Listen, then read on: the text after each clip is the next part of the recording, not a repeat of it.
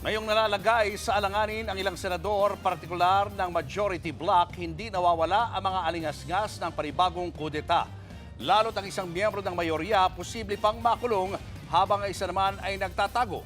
Live mula sa TV5 Media Center, nasa frontline ng balitang yan si Mean Los Baños. Mean, anong update sa Senado? Lalo't numinipis na ang mayorya?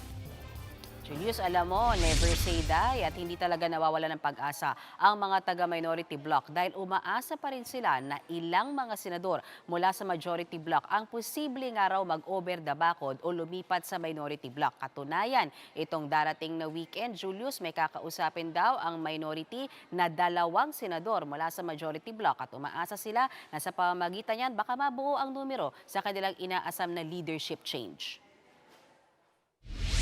Uuga-uga ang majority at minority bloc ng Senado sa ngayon. 13 ang miyembro ng majority, 11 ang minority. Yun nga lang, si Senator Jinggoy Estrada na may kaso ngayon sa Sandigan Bayan, posibleng makulong. Lalo't non-bailable ang kinasasangkutan niyang kasong plunder kaugnay ng 573 million pesos na umano'y kickback niya sa flood control project sa Bulacan. Bukod kay Estrada, isa pa raw nakakasuhan ng Ombudsman si Senator Joel Villanueva na isa ring miyembro ng mayorya. Pati si Senator Rodante Marcoleta nahaharap din sa reklamong plunder at indirect bribery. Una namang nagtatago si Senator Bato de la Rosa na may ICC warrant of arrest. Ibig sabihin, posibleng mapilay ang mayorya ng Senado. Kung sakali, ang ngayoy 13-11, baka maging 9-11. Pero para magtagumpay ang isang kudeta, dapat makakuha ng absolute 13 votes para mapalitan ng Senate President. Pero ito, sa programang Story Ko ng One News, sinabi ni Senator Erwin Tulfo na may 2 senador umano ang disgusted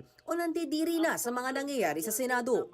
Dalawa sa kanila na probably after what happened talagang medyo disgusted din naman, hindi sila makapaniwala. So probably these two, probably we can talk to them over the weekend. Pero still no assurance kung sasama sila. Kung sino ang mga yan, hindi na muna pinangalanan ni Tulfo. Pero ikinwento rin niya na matapos silang mag-walkout sa plenaryo, nakausap nila si Senate President Pro Tempore Loren Legarda. In fairness, si Senator Loren, yung pro tempore nila, went up to our room kasi Nix invited her. Pero wala lang, kwentuhan. Tapos biro-biro, sama ka na sa amin. Lord said, no. Sabi niya nga, may mga things pa that I have to resolve or something to that effect. Si Legarda, isa sa bumaliktad para ikudita si dating Senate President Tito Soto. Pero pagilinaw ng senadora, magkakaibigan pa rin sila kahit na nasa magkaibang grupo na. Naniniwala si Senator Tulfo na matindi ang tama sa imahe ng Senado ng mga kaguluhan sa institusyon. Mareremedyohan lang daw ito oras na mapalitan na ang liderato. Si Senator Amy Marcos naman muling iginiit na political persecution ang nangyayari. Timing daw kasi ang attempt ng minorya na harangin ang isinusulong nilang online participation sa sesyon ng Senado at ang kaso laban kina Senator Jinggoy at iba pang majority senators. Malinaw daw na hindi ito para sa hustisya at accountability, kundi anya dahil sa pagiging desperado ng administrasyon na manatili sa kapangyarihan. Dagdag pa ni Amy, disenfranchisement of votes o mababaliwala daw ang ilang milyong tao na naghalal sa mga senador kung hindi sila papayagan na sumali at bumoto sa sesyon via online. Pero git naman ni Senator Peng Lacson, pwede pa rin namang physically present sa impeachment trial ni Vice President Sara Duterte ang mga senator judges na posibleng maharap sa pagkakakulong. Pwede raw humingi ng permiso ang impeachment court sa Sandigan Bayan o anumang korte na nakakasakop sa kaso ng isang senador. Doon hihiling ng leave of court. Oras daw na mapayagan ito, e-escorta ng isang senador papunta sa Senado para makadalo at makaboto sa impeachment trial. Muling iginiit ni Senator Lacson, hindi pwede ang work from jail. Ang online participation ay para lang daw sa mga pagkakataong may force majeure at national emergencies. Julius, dahil nauwi nga sa pag-walkout yung diskusyon noong nakaraang Martes doon sa motion kung papayagan ba yung teleconferencing o yung online na pagboto at pag-participate ng mga senador sa sesyon, inaasahan ng mainit na naman na debate sa darating na Lunes. Isa pang dapat abangan dyan, makakabuo na ba ng numero ang minorya at masasagawa na ba yung matagal na nilang pinaplano na kudeta? Lahat ng yan, abangan ng susunod na kabanata. Balik sa iyo, Julius. Mean, paano yan kung biglang mas marami na ang minority bloc sa Senado? Di kapag nagsimula ang impeachment trial at merong motion, sila na ang masusunod. Ano bang kalakaran dito? Alam mo, Julius, ang daming scenarios kasi and some of them first time mangyayari. Kasi kunwari may tumawid na isa ngayong weekend, kunwari lang naman magiging 12 na yung minority block pero and then magiging 11, tama ba, yung majority. Pero wala pa rin hindi pa rin mabuo ng minority yung 13. So hindi pa rin siya enough para magkudeta. So first time mangyayari na paano nga ba pag nagpantay yung numero or mas malaki yung numero ng minority kaysa sa majority pero hindi maka-13 para magpalit ng liderato. All those things possible na mangyari this coming week. So yan ang sinasabi ng ilang mga senador na first time in the history ng Senado pag nagkataon.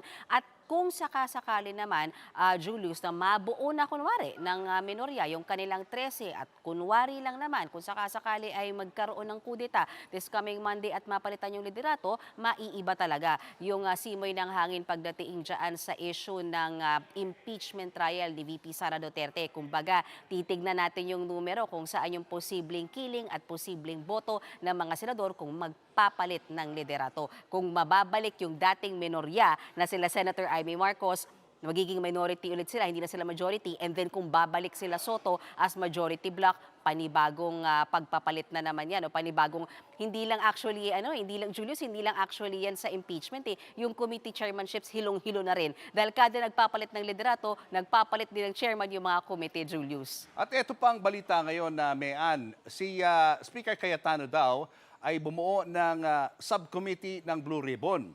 Anong pinakaiba nitong subcommittee sa Blue Ribbon Committee? Bakit kailangan pang gawin to? Actually, ngayon, napalitan na si Senator Ping Lacson, di ba, na dating Blue Ribbon Committee kasi hindi na siya majority. Ang chairman ng Blue Ribbon Committee ay si Senator Pia Cayetano na galing sa present majority.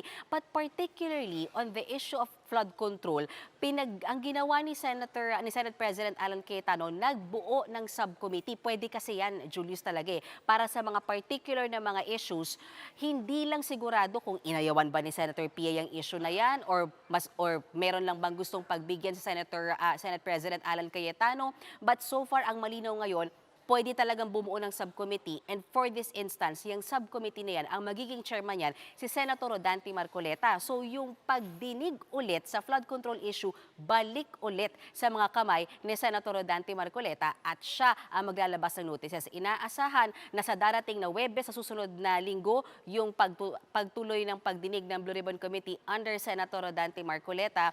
So ang sinasabi ni Senate President Alan Peter Cayetano sa mga taga-minorya, attend kayo. Julius. Yan ay kung walang kudeta na mangyayari. Pag nagkaroon na naman ng panibagong kudeta, mababago na naman to. Tama ba?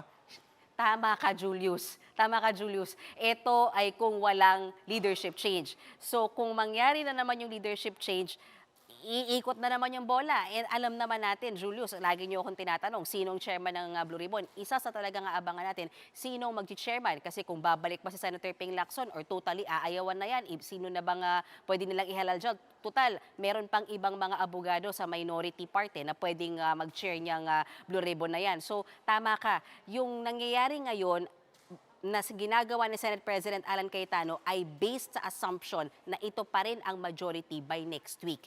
Pero magbabago ang bola kapag nagpalit ulit ng liderato kung sakasakali, Julius. Yan, parang teleserye. Maraming salamat, Mean Los Baños.